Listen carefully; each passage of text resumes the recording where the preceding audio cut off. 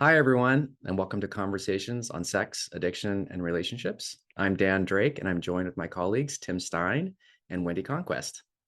And today we're going to be talking about shame with the addict. This is the third part in a series on shame. So this is a huge topic to discuss, and I'm can't say I'm excited to talk about it. I know we all wore black today. I actually had a black coat on, and I think that was probably no coincidence given the topic. But anyway, I just want to introduce this because I think it's a really important conversation topic when you're dealing with addiction and especially sex addiction. So, where do we start, guys? When you're thinking of shame, shame with I think Tim, you kind of keyed us off earlier, just in terms of the two different ways shame shows up for the addict. No, Want to go we there? were when we talk about shame, and I will say I'm actually excited to talk about shame, not because it's a happy subject that I'm glad that everybody has, but because I think it's such an important and integral topic to understand related to addiction in general and sex addiction in specific. And the two different ways that we're gonna move around and talk about shame on the addict side today is one, the deep shame core that addicts experience that comes typically from their childhood or other traumatic experiences that they've had that create that sense of I'm not enough. So there's that shame core that has been with them for a very, very long time that is usually integral in the addiction sort of evolving and developing and getting locked in place in the first to start with. And then two is the shame that is connected to the addict's addictive behavior, whether they are consciously feel shame about their behavior or whether that's an unconscious process, that shame of what addicts do in their behavior and the resistance that they unconsciously feel to wanting to go back and acknowledge and look at the behavior they've done, the impact it's had on them, their relationships, and the people around them, and the shame that they feel just because of the behaviors that came up in their addiction. Mhm. Yeah, that's so well put, Tim. With working with clients, I'm curious with the two of you because when I start working with an addict, I don't openly say, "Oh, we're going to talk about your shame," but it comes up in ways of, uh, I eventually it comes up. I don't feel like I'm enough. I don't feel that what I do is enough. I don't feel that what I provide is enough. I struggle with imposter syndrome. So if I am in a high ranking position or profession, I feel like I really am fooling everybody because I'm at the core worthless. I really am not smart. I'm not talented. So a lot of times we frame that as self-esteem. And what I find is that there are so many protective mechanisms when they first come in to therapy, to that they it's not at all easy or simple to start looking at how they've been carrying these core messages, I'm going to say all their lives.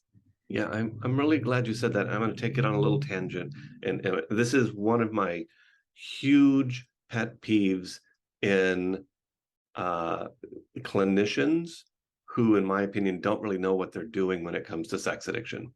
Mm. And I have had too many clients and heard too many stories of people say, well, I worked with this therapist and they just said all I needed to do was heal my relationship with myself, which is, psychobabble for address the shame and heal the trauma.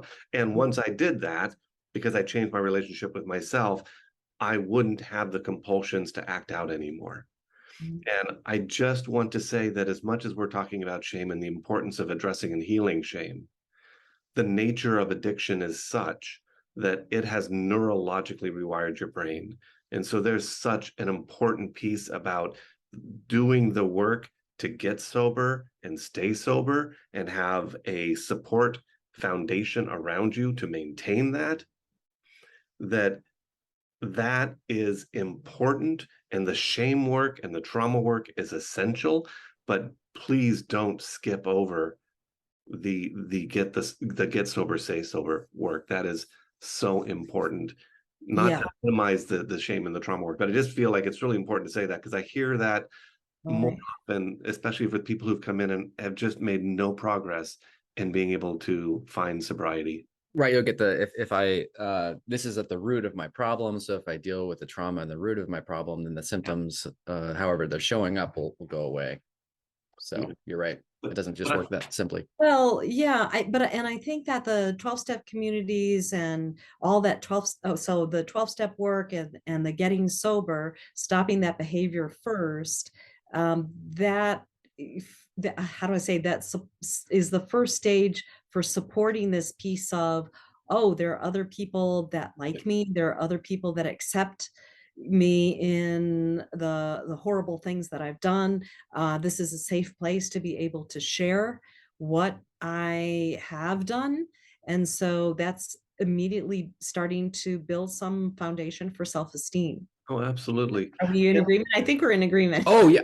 Yeah. I mean, I Yeah, think yeah. Okay. that's one of the biggest benefits when you go walk into a 12-step meeting. People assume, well, I'm uniquely defective. I'm bad. I'm, whatever the messages are. I'm unlovable, unworthy. And then they share vulnerably their heart and the stuff that isn't so pretty, or that they think they'd be judged by, and instead of getting judgment, they get acceptance and love. So of course that's going to be Well, hugely valuable.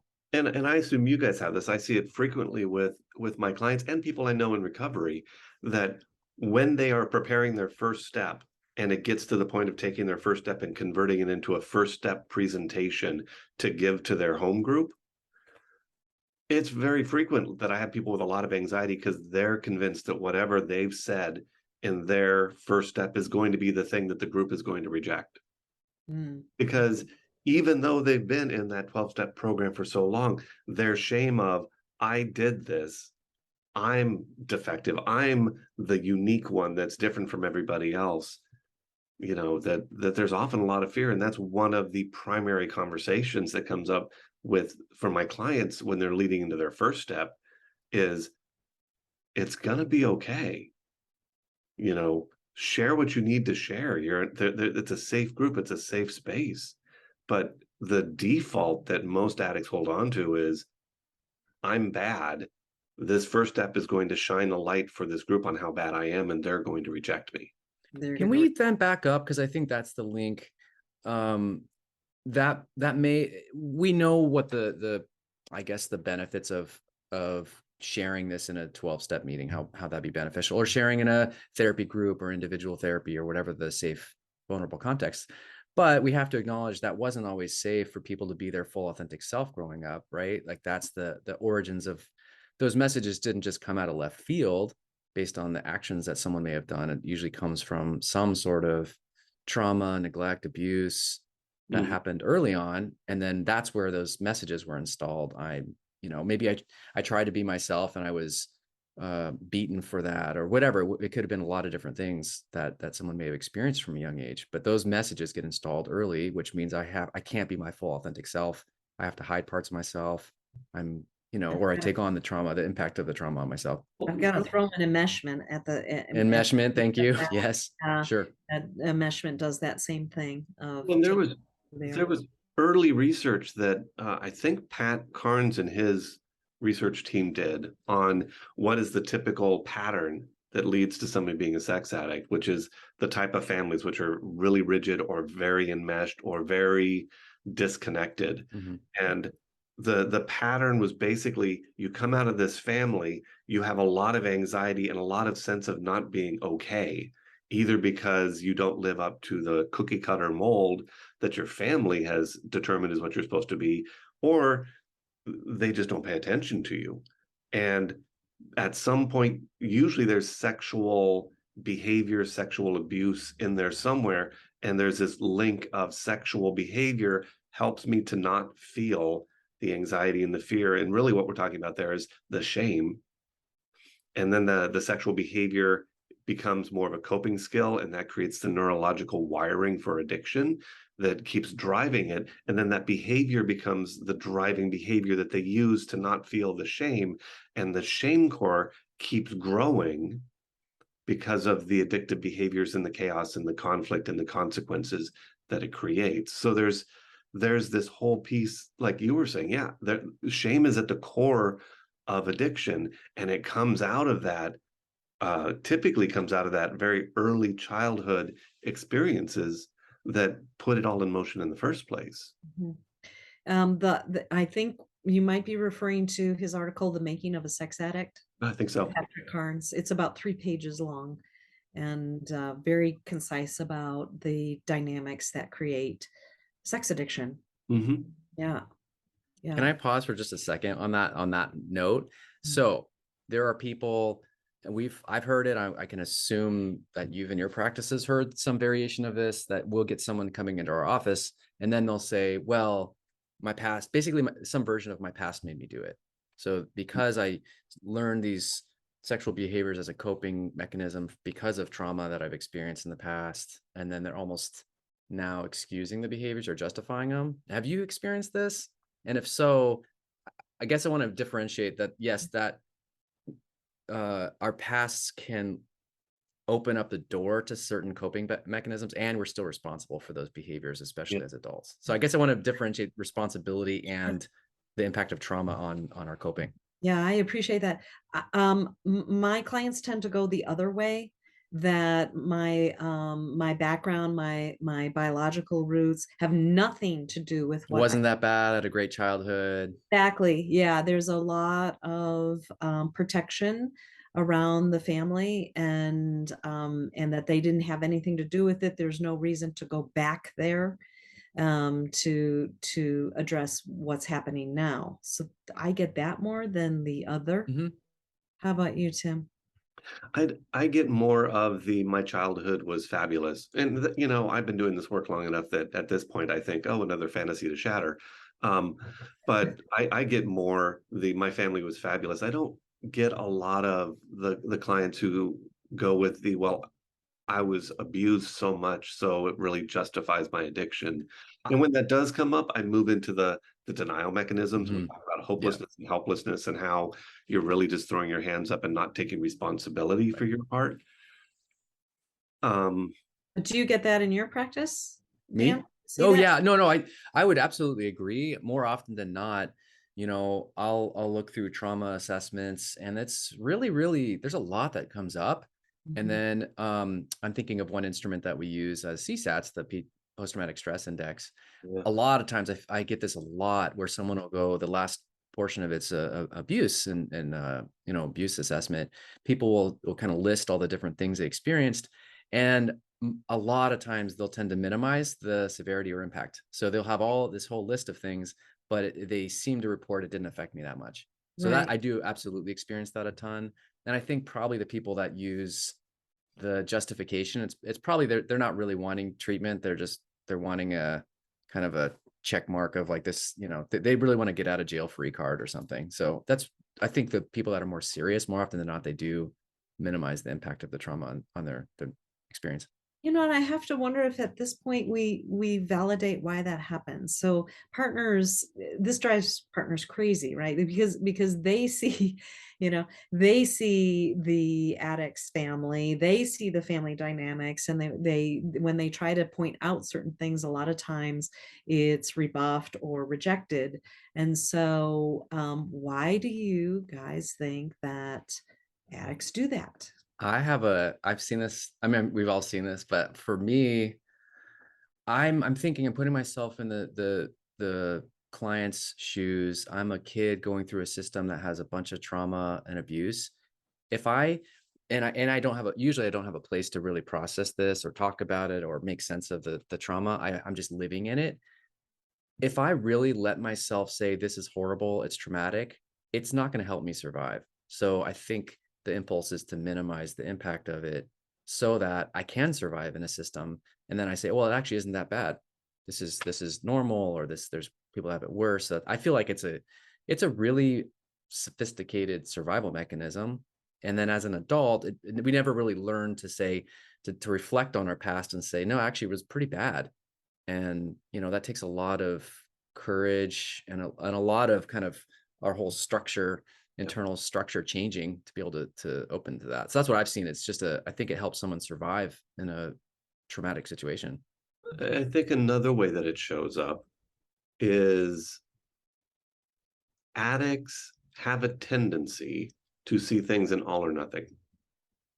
And so if I look at my family of origin and I acknowledge the problems that were there, and I will say that I am a believer that I don't care what family you come out of, there are problems there.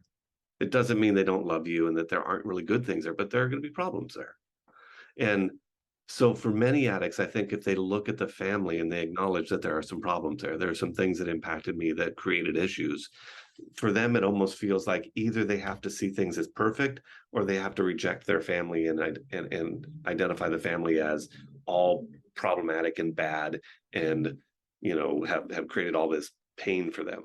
And in recovery, and again, I think this goes back to that shame piece, as people are healing their trauma, as they're moving out of their shame, and they're able to start to see the world in nuance, then I think it's easier for them to look at their family and see the nuances of their family, which is the parts of their family that were really helpful and beneficial and supportive and loving, and the parts of the family that were problematic, abusive, not nurturing, neglectful, whether those were intentional or unintentional.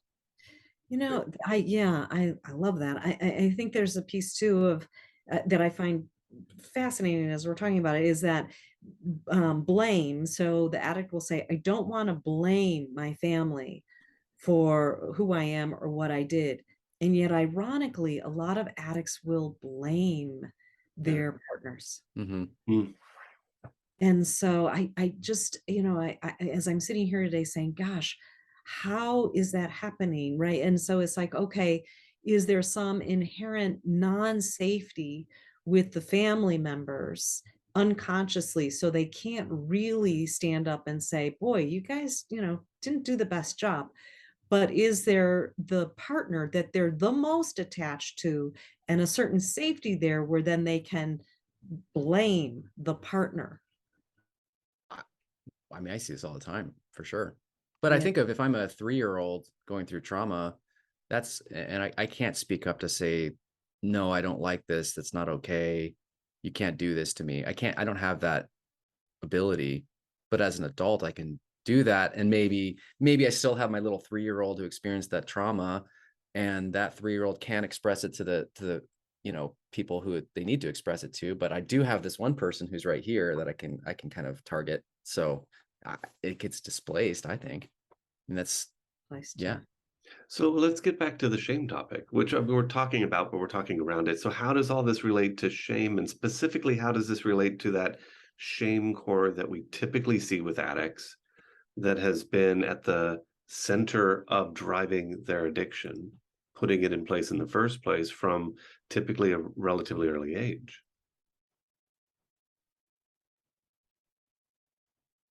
Well, I mean, if the shame gives us messages, right? So that's what we're talking about, these installed messages. So shame tells me I'm bad, I'm unworthy, I'm uniquely defective, I'm unlovable. There's something wrong with me, something uniquely wrong with me at my core. And this is kind of cognitive behavioral therapy 101, but those are core beliefs that I develop, and I'm not even aware of those core beliefs.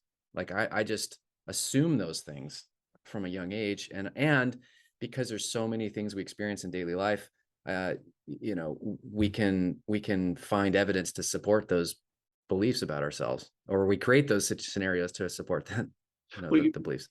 you remind me of we used to talk about the core beliefs that sex addicts had, and there were typically 3 of them. I'm a bad, unworthy person. Mm-hmm. Sex is my most important need. I'm bad because sex is my most important need. And all of those core beliefs are just dripping with shame. Yeah. I'm less than. I'm not Yeah. enough. Yeah. And I gotta hide who I really am, because I don't think you would love me. Yeah. You wouldn't accept me. You wouldn't love me if you knew how bad I really was. So I think that's where we get to split with addictions, and I'm going to show the world I'm a magnanimous, blah, blah. I'm going to be the life of the party. I'm going to be the, the hero. I'm going to be this, high functioning executive. I'm going to do all these things to prove to you all that, the smoke and mirrors, that you're not going to really see who I really feel on the inside. So I think that's where we get the Dr. Jekyll, Mr. Hyde split. And then of course, if I'm doing things in my sexual behaviors that are outside of my value system, then of course, like you said, that's going to just compound the shame, and I'm going to feel even more shame because this is more evidence that I'm a, piece of garbage. Well, and like you were saying there, with that, I'm not enough, I'm not good enough. There, one of my favorite phrases out of 12 steps is scratch an addict, find a codependent. I feel less than. I don't feel good enough. So I don't feel like I can really ask for what I want. So how do I get it? I have to manipulate the situation. I have to manipulate the people around me to get what I want, because I don't think that if I ask for it, because I feel less than, I don't think they'll give it to me or honor me. And how often do we see all that manipulative stuff in relationships with addicts? And I think it's kind of eye-opening to recognize that manipulation at its core is really about feeling less than and shame. Yeah, absolutely. What do you think, Wendy? So yeah. So first I want to say, the word codependence is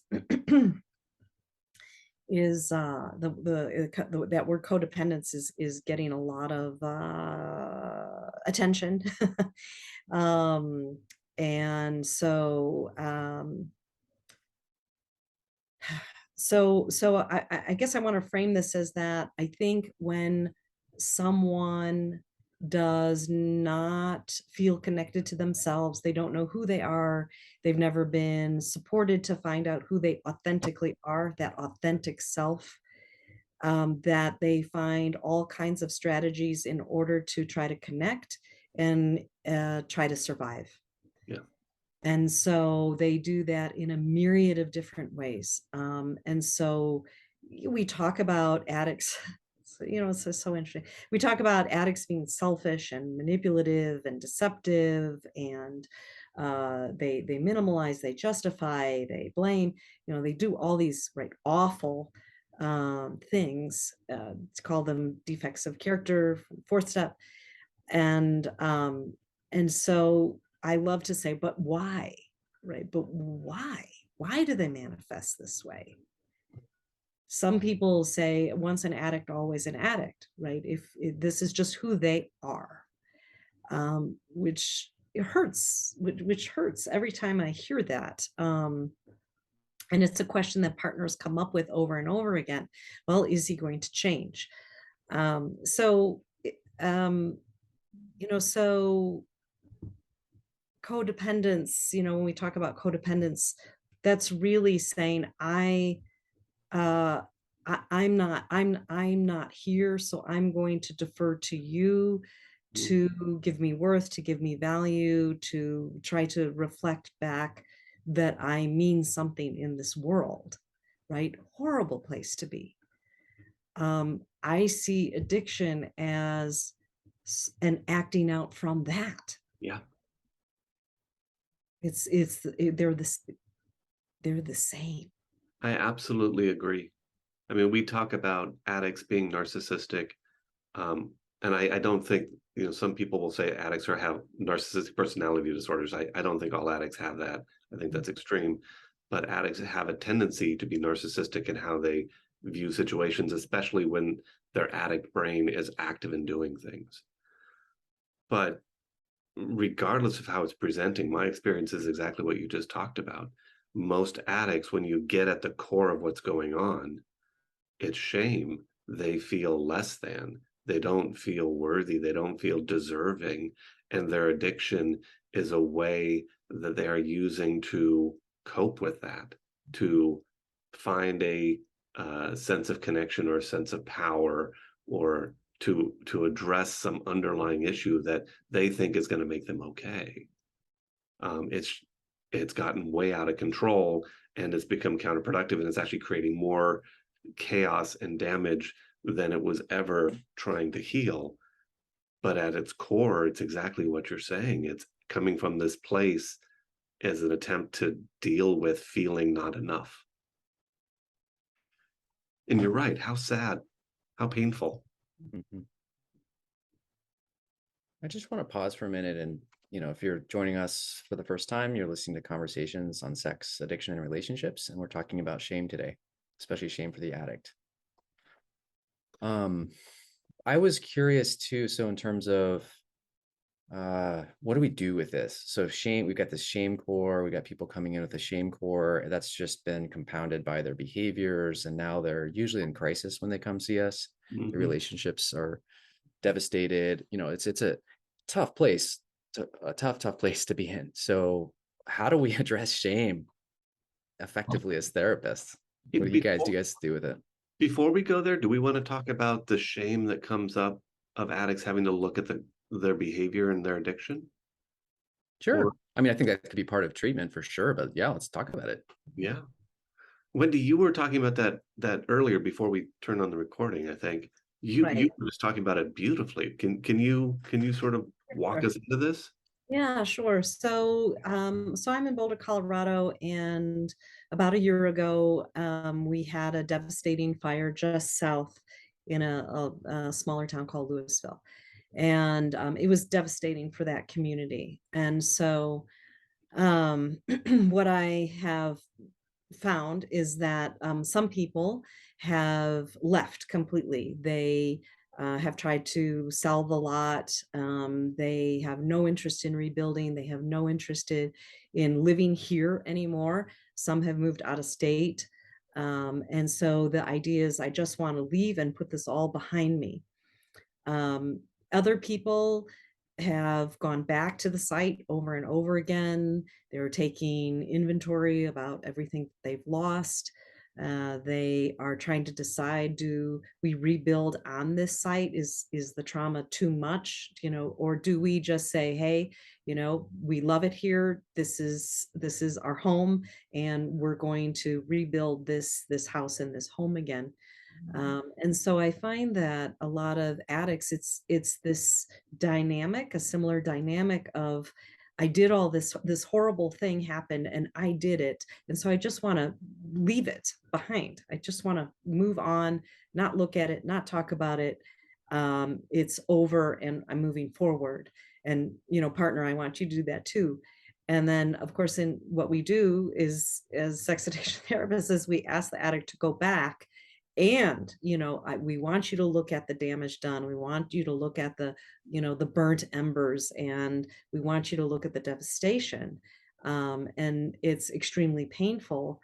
And so I find that there at first, most addicts just don't want to do that. They want to do the first piece of let me just leave and move on. And so um, I don't think people from the fire are doing that from shame, but I think the addict does. Yeah. No, thank you. That's beautiful. And so what do we do with this, Dan? Getting back to your question, like we talked about earlier, we don't start here because when an addict is first walking into our office or they're first walking into a 12-step meeting, they're usually so raw and so if they're in touch with emotions, they're overwhelmed with them, and being able to look at their shame to start with, whether that's the shame that they've been carrying from their past, or whether that's the shame of recognizing and looking at the behaviors that they've done and how they feel about it and the impact they've had on others. Looking at that right off the bat is just not going to be helpful. We have to do the work to help them build the foundation of sobriety first. And we have to give them some of that resilience to be able to start tolerating that work. But then it absolutely is, Wendy, like you said, you have to go look. I find that there's a significant piece in this shame work for the addict to be able to look and say, what I did, I feel great embarrassment, pain, shame around. Regardless of what I did, And regardless of how absolutely inappropriate it may have been, can I understand why it made sense to me at that time? And that's not saying the behavior was okay, but it's helping them to understand what was going on that was driving that behavior that in that addict moment made it seem like a really good idea. Mhm. I have a, I completely agree. My challenge with this Yeah. is, um, we don't have people in a bubble or in isolation. So if I'm seeing a sex addict come into my office, I also know that there's most likely, obviously, the situation can be different in different, scenarios, but generally we have a addict, and then we have a betrayed partner, a coupleship that's in crisis, maybe a family that's in crisis, an extended family or community that's in crisis. So, going to Wendy, your metaphor, I think it's so beautiful. The problem, I think, is it's not just about looking at the fire. Maybe we can table looking back at the wreckage for a bit when they have more resources, but I also don't want them to be starting a fire in the temporary housing or in the, wherever they're staying. So sometimes, I don't know, like, where's the fine line? I have to address the impact, especially if there's ongoing Yeah. acting out, ongoing emotional abusive behaviors, and finding that line between calling someone out for this stuff and saying, no, you are damaging your relationship, not just in the past, but continually. So I guess there's that fine line of not shaming someone on one side and not coddling them on the other. Like, I think we have to address, But it continued perpetration if it's happening.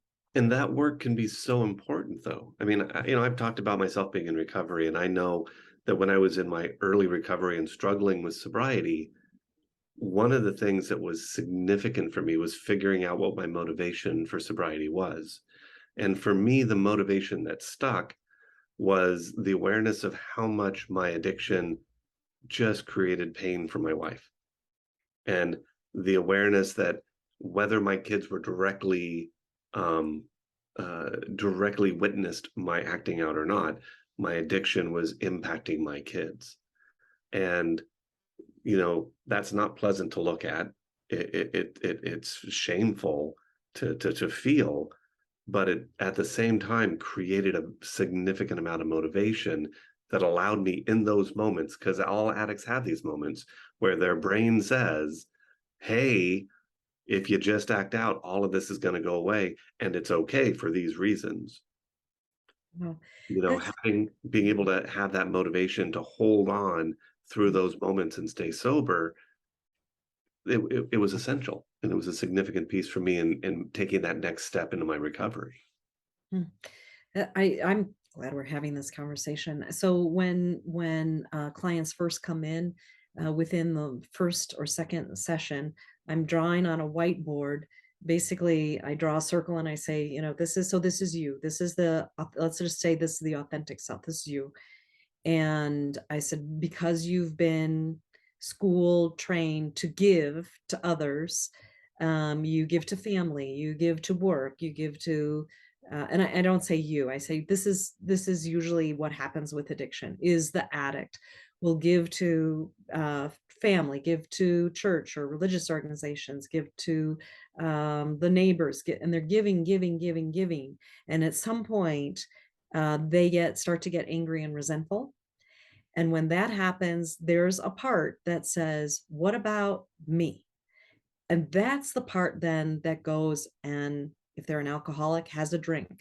If they're a drug addict, they do a line of whatever. If they're a sex addict, they go and they act out sexually. But it's because there's this huge imbalance in their lives that they've really never looked at consciously or acknowledged consciously. Well, and let's circle back to shame, which is usually that imbalance is what they're doing to compensate for feeling less than. If I Yes. do and do and do and do, and people like me, or with the more manipulative addicts, if I do and do and do, and people like me enough that they want to have sex with me or act out with me in whatever way, then I'm enough. I'm going to add that on the chart, on the diagram, because that's a really important piece, right? So I identified the anger and resentment, but then the next question is, well, why am I doing these things in the first place? Yeah.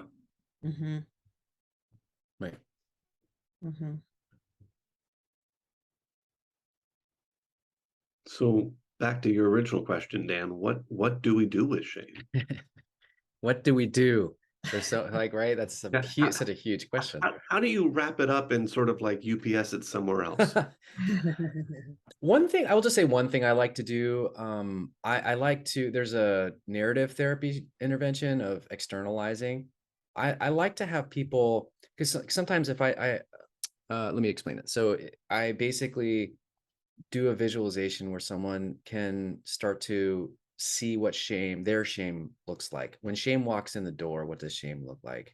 If it were a figure, what does it, give it dimension? Have them draw that out if needed. I think there's something where I'm not aware when shame takes me over sometimes. So for me to say, oh, this is shame knocking at the door. I think there's something that at least now I can hold.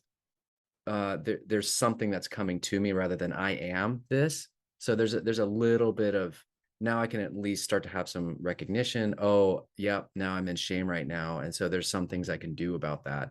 But if I don't have that recognition, the partners will see this. And I think that's one thing that, I love getting information from the partner, because they'll have recognized over time that whatever the addict's defense against shame. So that could be, maybe I collapse and I'm a victim and I say, you know what, I can't, you should just divorce me because I'm so terrible. I'm such a terrible person, which is not empathy. That's shame. And that's then asking the partner to come support me.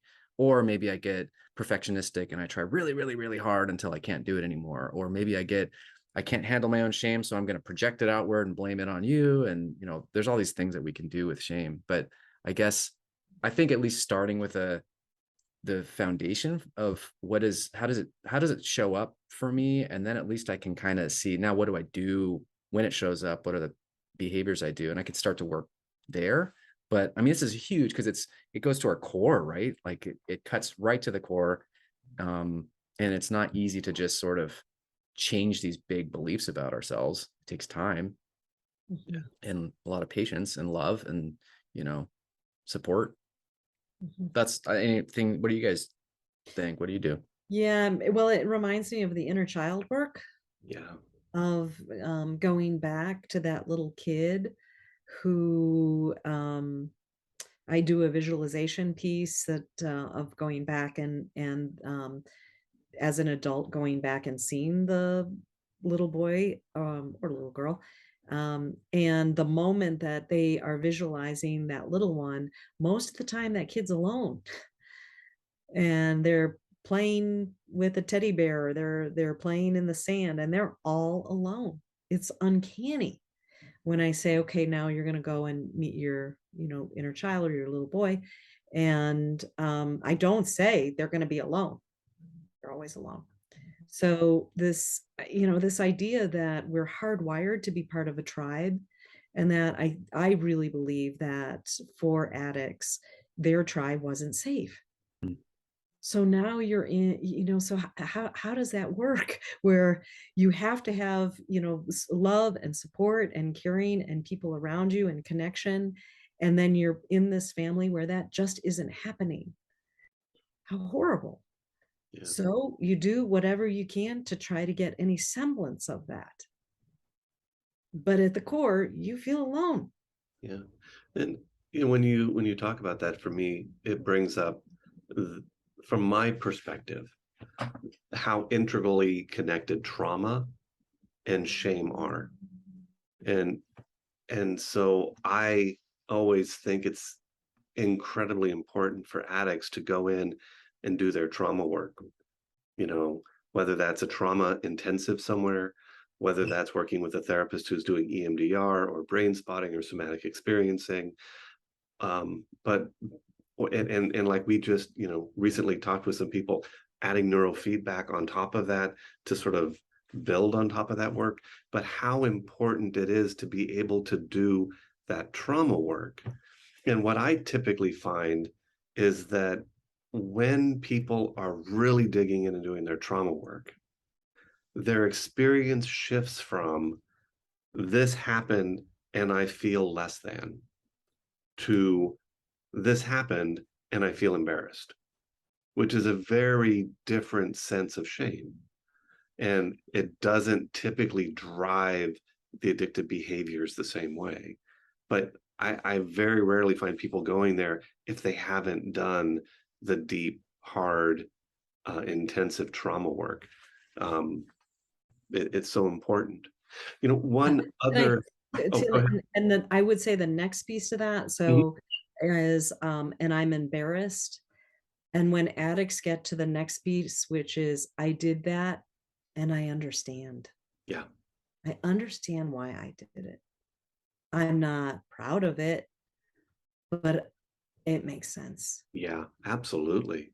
Right. So And that self-compassion, that's moving self-compassion. into that nuance, I will often talk about recovery lives in the middle of paradoxes. And one paradox in particular is, and for those of you who don't know, paradox are two polar opposite ideas that are simultaneously true. One side of this paradox is I will always be responsible for my behaviors that I did in my addiction and the impact that those behaviors had on me and other people and the wreckage it has created. And that responsibility will never be lifted off my shoulders. And the other side of that paradox is I am actively working to live my life in a different way, and I am not that person anymore, and I should not be judged by what I did in my past because I'm actively living my life differently.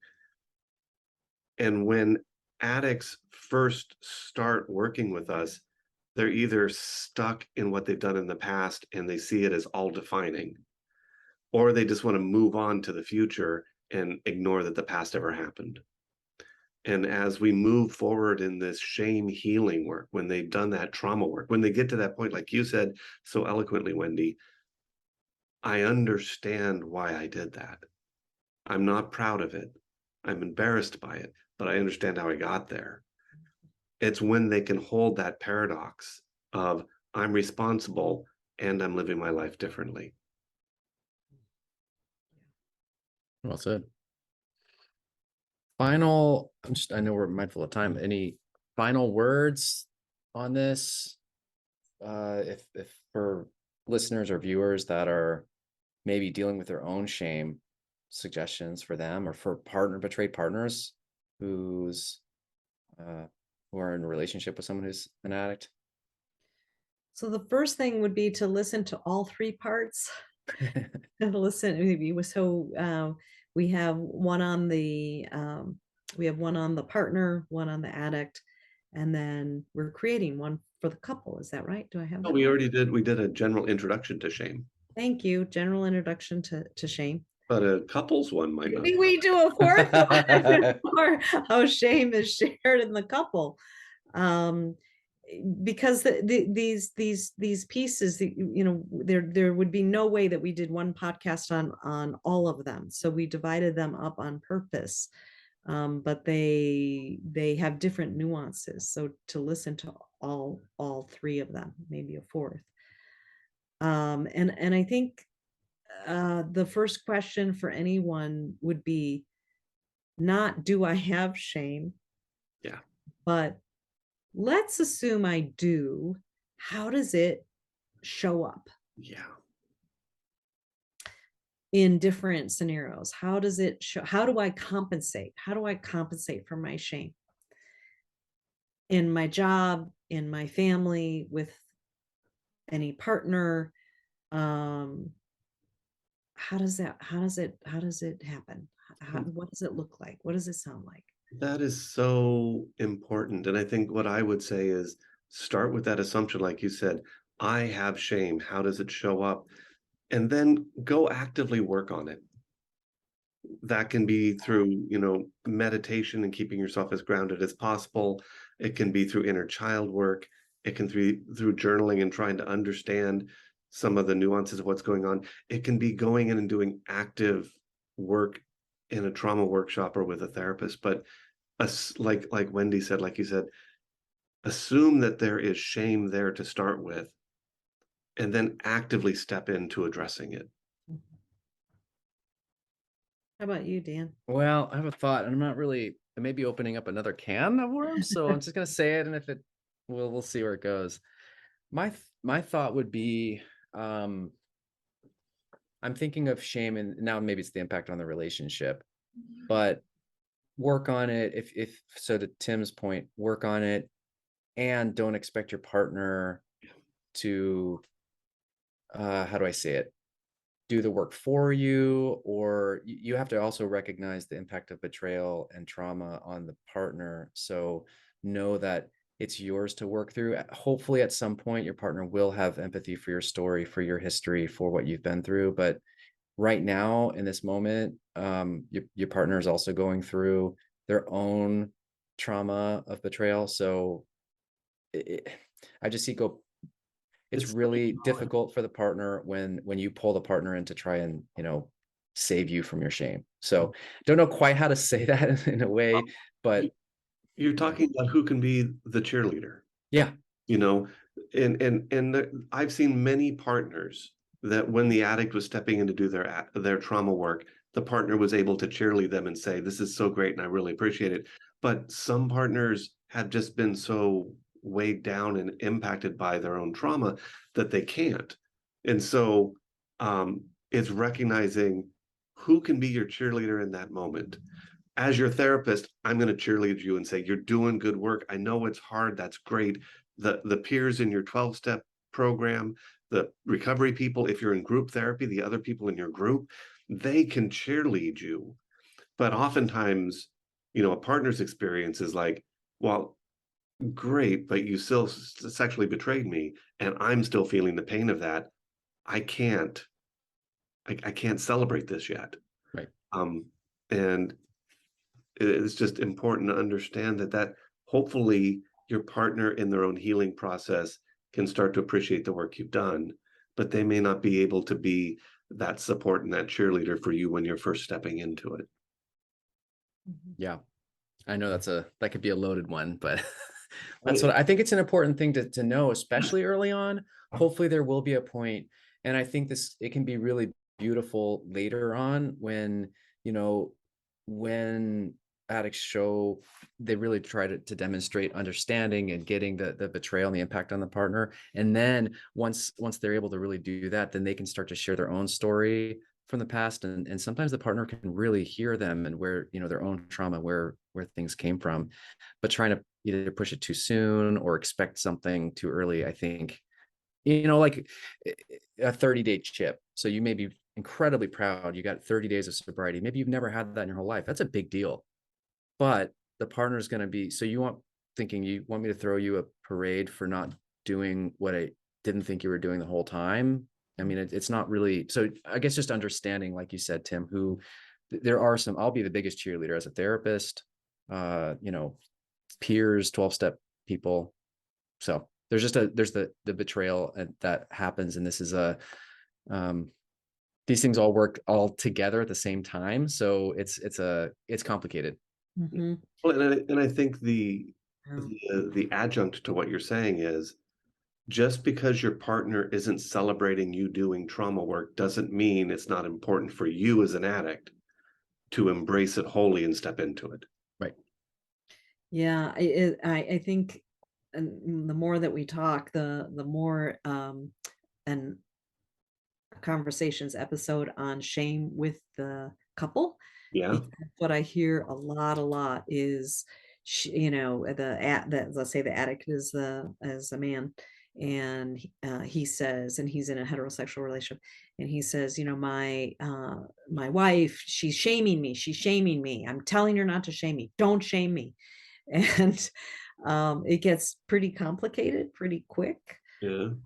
And with this piece of I'm doing so well, and I wish wish you could acknowledge that or see that. And the answer is, well, this to her, this shouldn't have happened in the Right. first place. So yeah, you're not going to get rewards for doing better around the addiction.